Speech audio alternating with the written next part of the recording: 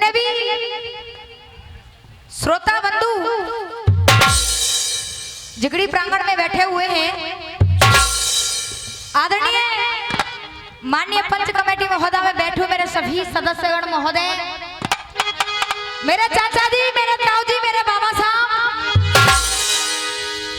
आज पड़ोस से दूर दराज से पधारे हो मेरे सभी पिता के स्वरूप, मेरे पिता के तुल्य, मेरे पिता के समान, मेरे बुजुर्गण, जिगड़ी प्रेमी जनता जनार्दन और आवाज को श्रवण करते ही जिगड़ी प्रांगण में बैठी हुई आसीन मेरी मातृ शक्ति, मेरी माता बहनाएं, सभी के चरणों में सर्वप्रथम सबसे पहले कुमारी लक्ष्मी सिंसनवार की तरफ से हाथ जोड़ करके सत कोट नमामि नमस्कार है। राम राम साहब।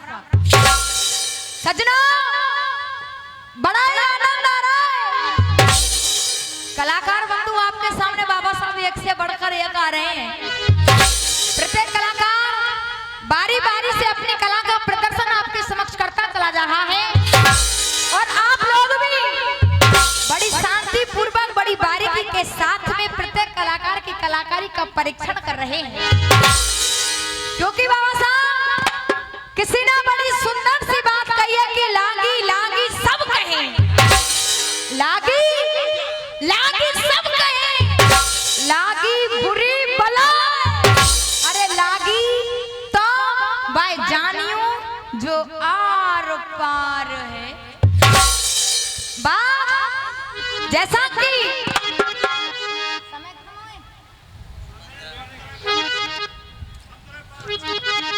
आइएगा, क्योंकि कुछ बुजुर्गों की फरमाइश हो रही है कि बेटा साखी जरूर सुनाई जाए, तो देखिए, और वास्तविक बात है, मैंने आपसे कल भी कहा था, ये क्षेत्र विद्वानों का क्षेत्र है और इस क्षेत्र में सभी बातों को जानते हैं कि जिगड़ी के अंदर क्या क्या चीज होती है।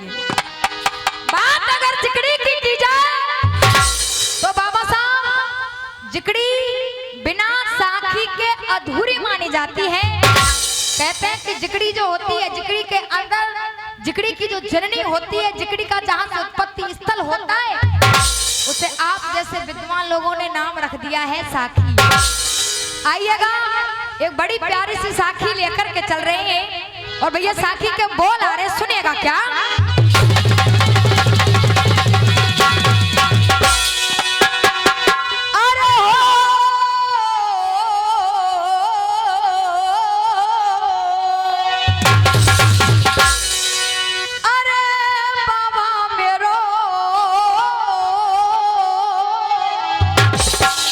और करे दी जो एक काजी और बचाहेली जो लहा, अरे हो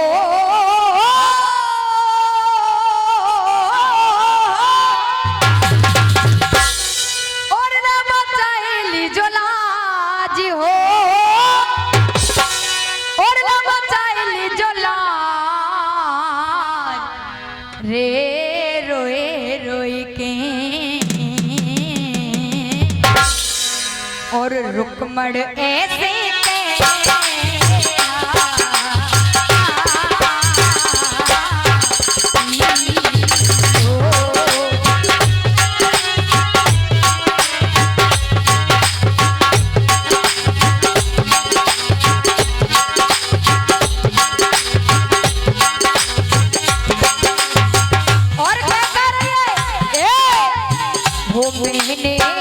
पति चुने नंदना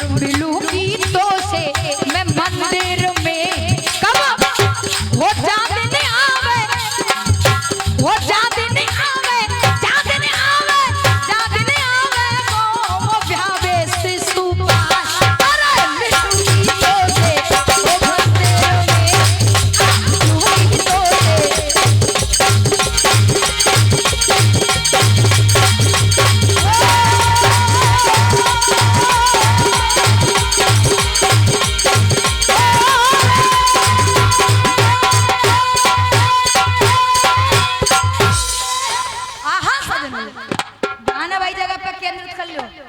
पापा मैं अपने प्रसंग को, अपने जिक्र को, अपनी कहानी, अपनी कथा छोड़कर थी।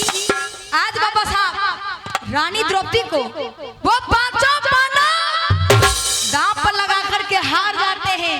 पांचों पांडव हार गए। दुर्योधन ने दुशासन को आदेश दे दिया, दुशासन रानी द्रौपदी को केसों सहित पकड़ करके इस राज दरबार में लेकर के आओ। दुशासन चल दिया, केसों सहित घसीटता हुआ रानी द्रौपदी को आज उस राज दरबार में लाकर के खड़ा कर दिया। उस राजसभा में वो रानी द्रौपदी खड़ी है बाबा साहब। लेकिन देखिए, विचार कीजिएगा, रानी द्रौपदी उस बीच सभा में खड़ी है। उस बीच सभा के अंदर पितामह भीष्म बैठे, कृपाचार्य बैठे, द्रोणाचार्य बैठे। आज बाबा साहब उस सभा में आंखें पसा करके रानी द्रौपदी सबकी तरफ देख रही है, लेकिन सबने अपनी आंखें नीची कर रखी हैं, क्योंकि रानी द्रौपदी कोई साधारण स्त्री नहीं है। रानी द्रौपदी पांच पांडवों की जो छत्रपति सम्राट है उनकी पत्नी है। रानी द्रौपदी एक चक्रवर्ती सम्राट की पुत्री है। रानी द्रौपदी एक छत्रपति सम्राट की पुत्र वधू है।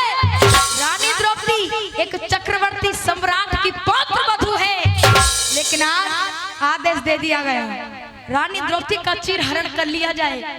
सुनिएगा, जिकड़ी की आ रही है मराठी और अमित भैया कैसर क्या जवाब दे रही है।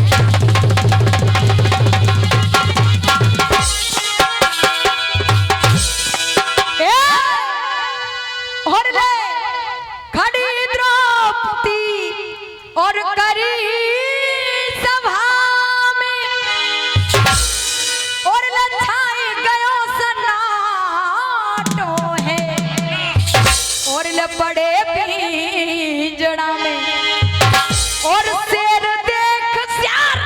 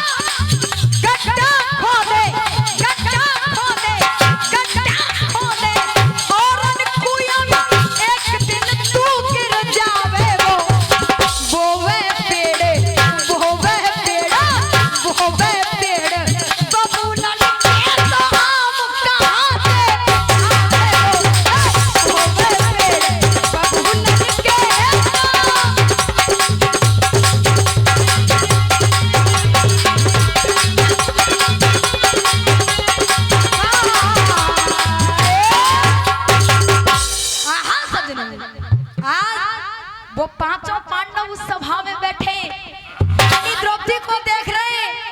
दुर्योधन ने दुशासन से कह दिया, इस दासियों की भी दासी रानी द्रौपदी का चीरहरण कर लिया जाए। सुना, सुनकर के बाबा साहब रानी द्रौपदी की आंखों में आंसू आ गए। रानी द्रौपदी चाहे कुछ भी कहिए, हस्तिनापुर की एक कुल वधू है। रानी द्रौपदी ने पितामह भीष्म को देखा और पितामह भीष्म को देख करके पितामह भीष्म से एक सवाल कर लिया, पितामह भीष्म से कहा, ए दादा निर्वस्त्र देख मुझको दादा, निर्वस्त्र देख मुझको दादा, क्या स्वर्ग लोक में जाओगे? अपने मातृ बधू के अपमानों का बदला कहाँ चुकाओगे? वो क्रोध के मारे पांडु सुत की, क्रोध के मारे इन पांडु सुतन की अरे फड़के बोटी बोटी और मत चाल चलो तुम। आज इतने शब्दों को कह दिया। रानी द्रौपदी ने कहा, दादा आपने मुझसे कहा था अगर अपनी आंखों के सामने पाप हो रहा है, दम है, बल है, तो तुम्हें वहां रुक करके उसका सामना करना चाहिए, और अगर बल नहीं है तो वहां से चला जाना चाहिए। आज आपके साथ क्या हो रहा है? ना तो आप इस पाप को रोकने का साहस कर रहे हो, ना आप इस सभा में से खड़ा होकर जाने का साहस कर रहे हो। इतने शब्दों को कह दिया। लेकिन सुनिएगा भैया, जिकड़ी क्या आ रही है 12 मासी 5 मिनट चलन दूं, ठीक है? सुनिएगा भैया कैसे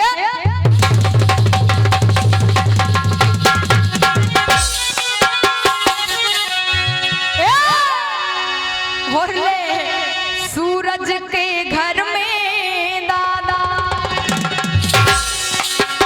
और जब हो अंधेरो है, और ना तुम्हें बता दो, और ना तुम्हें बता दो, और या जग में कहाँ हो सवेरो।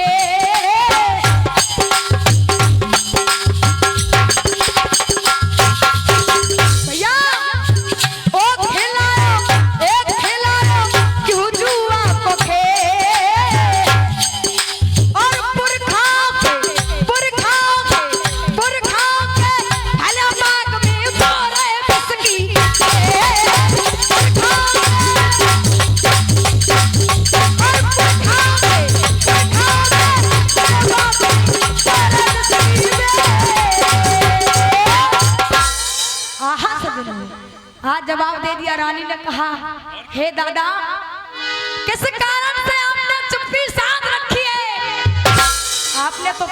की है ना, हस्तिनापुर की लाज को कुछ नहीं होने दूंगा। हस्तिनापुर में धर्म का संरक्षक बना करके रहूंगा।